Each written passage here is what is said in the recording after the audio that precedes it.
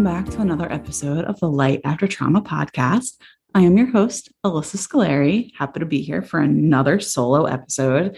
It is a beautiful day that I am recording. The weather is heating up, and with the warm weather, I have noticed not just in my private practice, but also really just on social media in general and the people around me, the conversation is shifting to how can I get in the best shape possible for the warmer weather, for summer, for shorts and skirts and short sleeve shirts and things like that. And so I will likely be putting out an episode like this every year when the weather warms up because we need it. We are talking today about how to improve your body image, which is a really hard thing to do. We know that our society pushes thinness, and diets and eating healthy and losing as much weight as you can. And well, honestly, of course they do, because it might shock you to realize this, but the diet industry alone in the year 2021 grossed $254.9 billion. And even worse than that, by the year 2026, it is projected to gross $377.3 billion. So of course they're pushing diets because they are making big bucks off of it. Now, a lot of people will say that this isn't true. Diet is in the name of health. And, weight is correlated, higher weight can be correlated with the onset of so many different diseases. And to that, I will say there is a large body of research out there showing that this simply is not true. And that many of these studies that found that information, the way these studies were conducted, were basically set up in a way to achieve that similar result. Right, to achieve that result that they were expecting. That, yep, that's what we know. Having fat on your body means that you're going to have disease, and then eventually you're going to die an early death. That is actually not true. And we have a very outdated way of looking at things. I mean, for the love of God, our doctors in the United States, I don't know about other countries, but the doctors in the United States are still using the BMI, which is the body mass index, which basically takes your weight and your height and does a calculation and spits out whether you're obese or not, and, the level of your obesity and how at risk you are. We know now that the BMI is flawed in so many ways. Number one, because it doesn't tell you anything about body composition. It is just assuming based on your height and weight that you are all fat. If the number on the scale is higher, then that must be fat. Therefore, you're unhealthy, and therefore you need to do something. So the BMI has been telling people for years that people who are healthy need to lose weight. And it is something that doctors have not seen a problem with. Well, I should say most doctors haven't seen a problem with. And it is something that our diet industry hasn't seen a problem with, because dieting is a huge money maker. Now, it might be a money maker, but it also is a soul breaker. It literally rips our souls apart, especially for those of us who live in larger bodies like myself. I am a self-identified fat person, and I can tell you through years of battling an eating disorder, I have been up 120 pounds, down 120 pounds, and at my thinnest, I felt my worst physically. At my heaviest, I felt my best physically. I feel my best physically right now in my body as a fat person. Yes, I do. I have had blood work. I have been to doctor after doctor, all who have said that my blood work looks healthy. My blood pressure healthy, cholesterol healthy. Everything is good. But I am a fat person. And this startles people because they're like, well, how can you be fat and healthy? Because we have been taught that the two are opposites, that they cannot exist at the same time. That if you're fat, you must be unhealthy.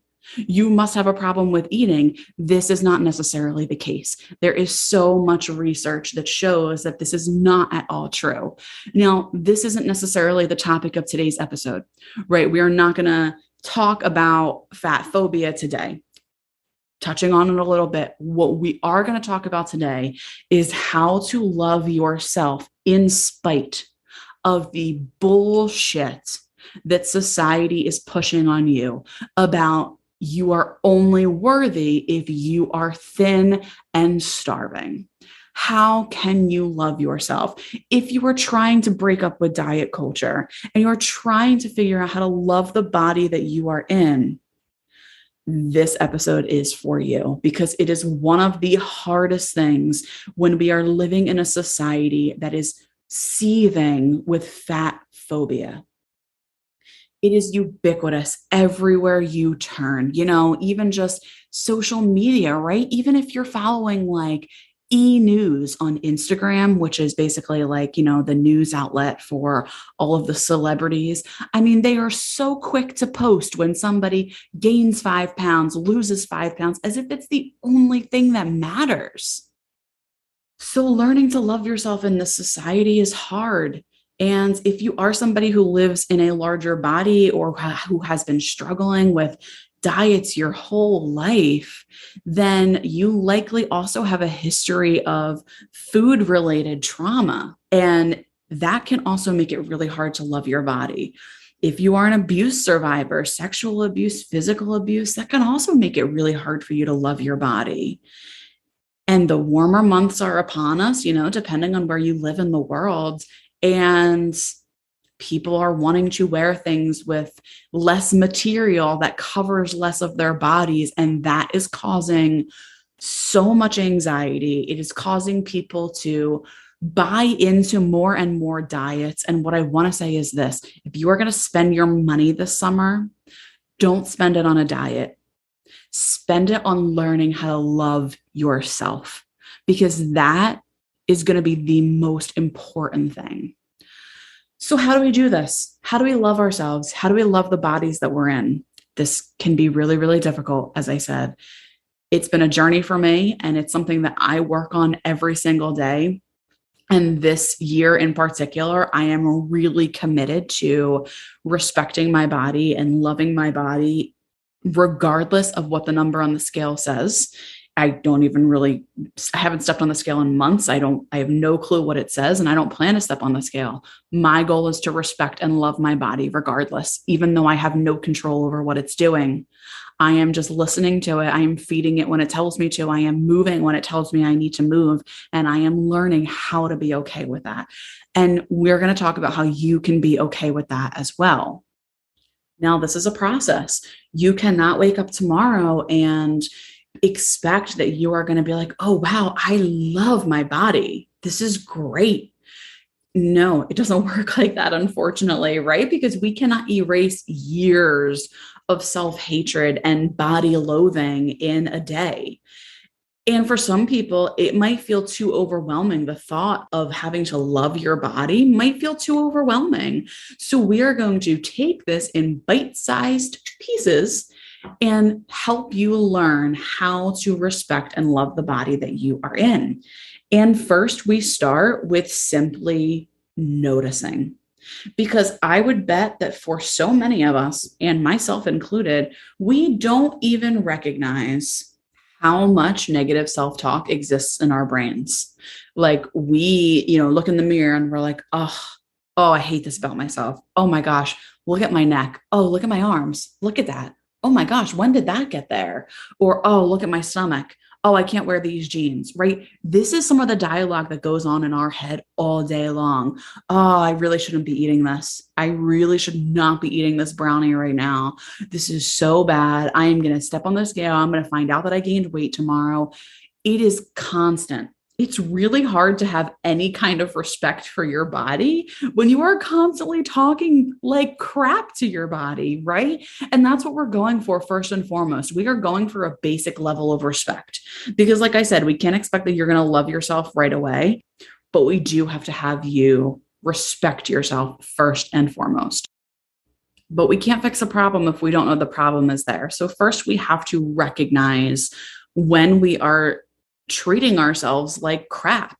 And so it can just be a goal for you to pay more attention to the dialogue in your head. And if you need a place to start with the morning. Start with when you're getting dressed in the morning. I want you to be very, very particular about noticing the thoughts that are popping up in your head about when you're getting dressed. What are you telling yourself about how you look?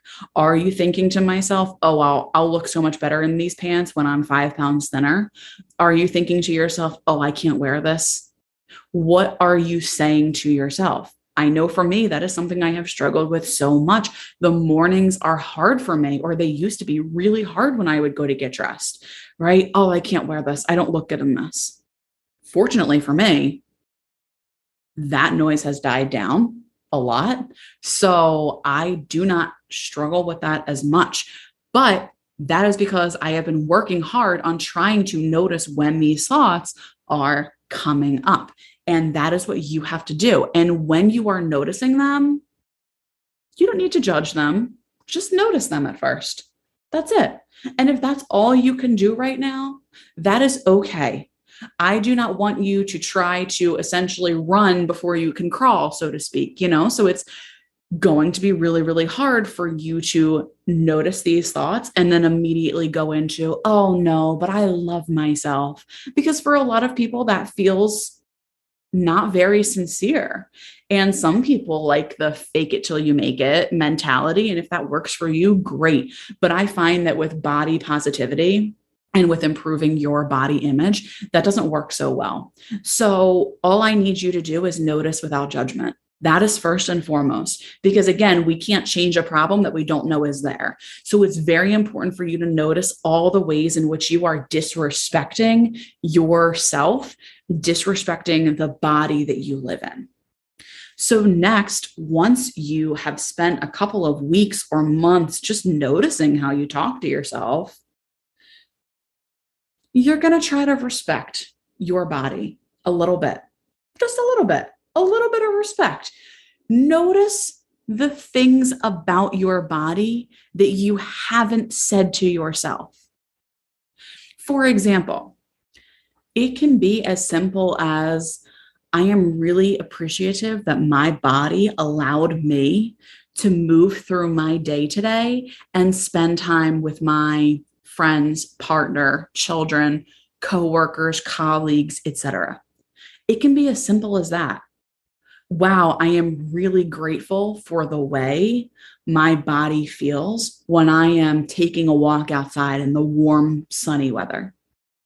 It could be as simple as that. It could also be as simple as, I notice the way that my body has full mobility. If you are somebody with full mobility, right? The way that my feet can hit the ground in the morning and I can get up and I can walk into the bathroom and I can use both of my arms to brush my teeth, right? Things like that. Keep it very simple. It is a level of respect. Have you ever had like a teacher in school that you didn't really like because they were like kind of a hard ass, but you also respected them. So you knew better than to like, say anything bad about them or like mouth off to them. That's kind of the way you want to treat your body in these early stages, right? You don't have to like your body. You don't have to look in the mirror and go, oh, I love my arms and my back. No. Because for some people, that's too much. That's not where you're at right now. But there is a level of respect that you can try to give your body. For me, I think that dialogue looks more like, I am really appreciative, body, that you helped me to survive so much trauma for all of these years. And I think if you are a trauma survivor, this is definitely going to ring true for you. My dialogue also looks like, I am really grateful that I was able to go in my backyard and let the sun warm my skin and to be able to experience that sensation.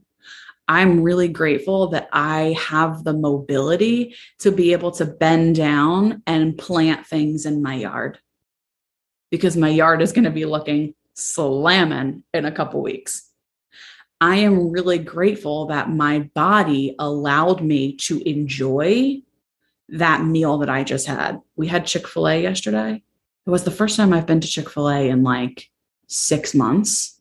And we rarely go, but we were on the way home from a doctor's appointment and we stopped and we got some chicken, and we were waiting in line, and there were people around me that were all much thinner than me, very, very thin. And I was really in the comparison game. Oh, I shouldn't be eating this. I should not be eating this, right? I'm shooting myself like, hello, big red flag, Alyssa. So I was not able to love myself in that moment because I was filled with a lot of just like body dysmorphia and some like body loathing, but I was able to respect myself. And I was able to say, I am really grateful that I was able to even get up and walk in here. And I'm really grateful that my body has been able to communicate to me that I'm hungry and that I need food. And I'm also really grateful that I am able to go out and I am able to buy a meal on a whim. All of these things of gratitude that I was trying to say in my head, mostly centered around, I am thankful that my body led me to this spot, and that my body is going to do exactly what I need it to do. All I need to do is listen to it. And in listening to it, I could understand that in that moment, that food was what I needed. That is what my body was telling me. That is what I wanted. That is what I needed. And therefore I got that. And I was able to enjoy my meal so much more afterwards. So it is a basic level of respect. Once you are able to start respecting your body, in little ways here and there, then it might be time for you to move into a stage of reflection. And what I mean by that is going back and visiting some of the disrespectful things you have said about your body, going back and visiting some of the ways that you feel about the body that you live in, and reflect on them. Why do I feel this way? Do I feel this way because this is reminding me of an incident when I was younger where somebody told me that I was fat, or somebody, told me I needed to lose weight? Is this related to some kind of trauma in my life? Is this related to systemic marginalization against fat people, wherein I have always felt that I have been stigmatized because of my body and therefore have internalized that? Where might this be from? Because sometimes it's helpful to know that, and maybe it's not, right? Maybe this is something where you skip that stage. But for me, it was really helpful to kind of figure out, why do I feel this way? Why do I feel like I can't wear this outfit? Is it because I tried to wear an outfit, very similar to this back in the day, and somebody told me I should never go out looking like this? Is it just because society and the way that they treat fat people as a whole? And when I'm able to identify the source of the disrespect, it's actually kind of easier for me to dismiss, because I can tell, and it becomes very apparent to me that my self-hatred actually has nothing to do with me. I don't actually hate me. I've learned that I have to hate myself because of the way I was treated when I was younger, or, the way that society treats my body. It's actually not me. And when I realize that the problem really isn't me, I am able to kind of move through those thoughts much easier and get back to a place of self-love and self-respect. So I think that reflection is really important for me. It might not necessarily be for you, but it is something to experiment with. Reflect. Where did these thoughts come from? Where do I see this at? Am I looking at social media and seeing people constantly talking about how they are, working out for weight loss or dieting or wanting to get in shape for the summer? Is that where I'm getting it from? Just some things to ask yourself.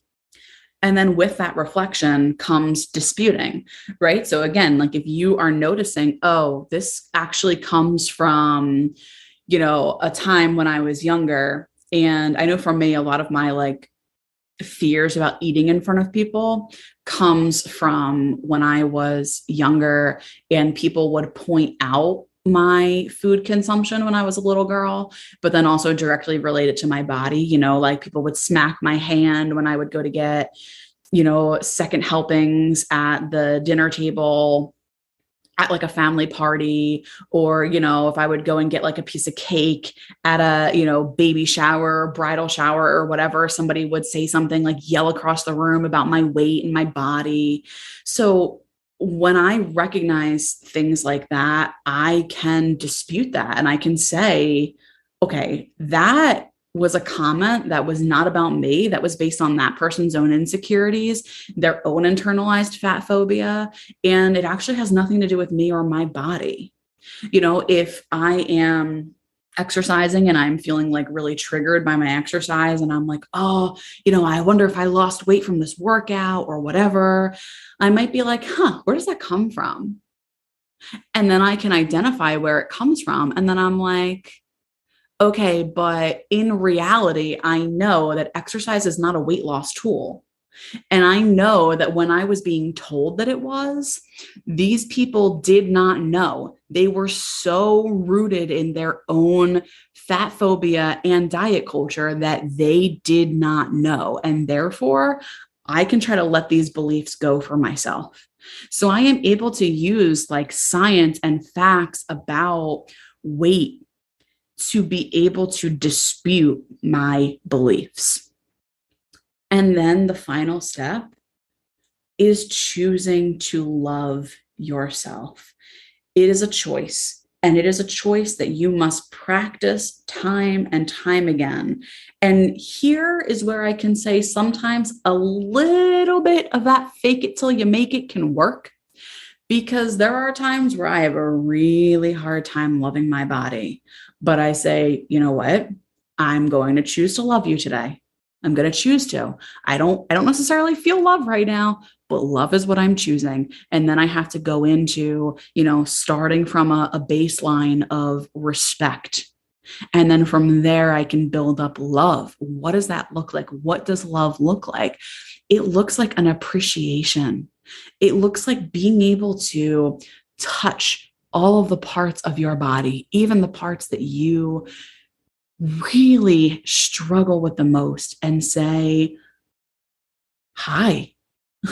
I mean, really, as silly as that sounds, say hi to the parts of you that you have been avoiding for so long. Notice it. Understand what your body has done for you to be able to get you to the place where you are now, and learn to develop an appreciation for it, and almost like a wonder. It is a wonder for me that my body has survived so much. It has gotten me through so much. And what, I'm going to sit here and I'm going to hate it simply because of how it looks, because society has told me that I'm supposed to hate myself? Fuck that. This body has gotten me through so much trauma, all of the worst days of my life. And yeah, there are times where my body and I have been at odds, right? My endometriosis battle, it's been rough. And I am now learning how to love my body after that, because what I see now is that my body is the greatest teacher. My body knows all the questions I have, right? Oh, well, what weight should I be? What do I need to eat today? How much water do I need to have? My body already has the answers to that. I don't need to be asking those questions. All I have to do is think less, talk less, and listen more, because my body is so wise, and so is yours. And from understanding that, I have learned to develop a love for my body, because I'm not going to let stigma be the reason I hate myself. I'm not going to let stigma be the reason I feel like I can't go out and enjoy myself during these warm months ahead. And I truly hope it can be this way for you. So these are the steps: notice, respect, reflect, dispute, love. They are not from anywhere special because I created these steps myself. This is what has helped me. This is what has helped so many of the people that I work with. And this is what has helped so many other people who have struggled with their body image. And if you are struggling, I hope that this can help you. It is hard work, and these steps aren't necessarily linear. You could finally get to a place of love, and then something could happen and you could go right back to self-hatred, because self-hatred is sort of a default for us. So these steps aren't necessarily, permanent. It's kind of cyclical. And it really depends on where you're at in life. But these are the things that have helped me time and time again to get to a place where I can be confident. And I really want that for you all too. So I hope you have a wonderful week, and I am holding you in the light, and I will see you next week. Thanks for listening, everyone. For more information, please head over to lightaftertrauma.com, or you can also follow us on social media. On Instagram, we are at lightaftertrauma, and on Twitter, it is at lightafterpod. Lastly, please head over to patreon.com/lightaftertrauma to support our show. We are asking for $5 a month, which is the equivalent to a cup of coffee at Starbucks. So please head on over again. That's patreon.com/lightaftertrauma. Thank you, and we appreciate your support.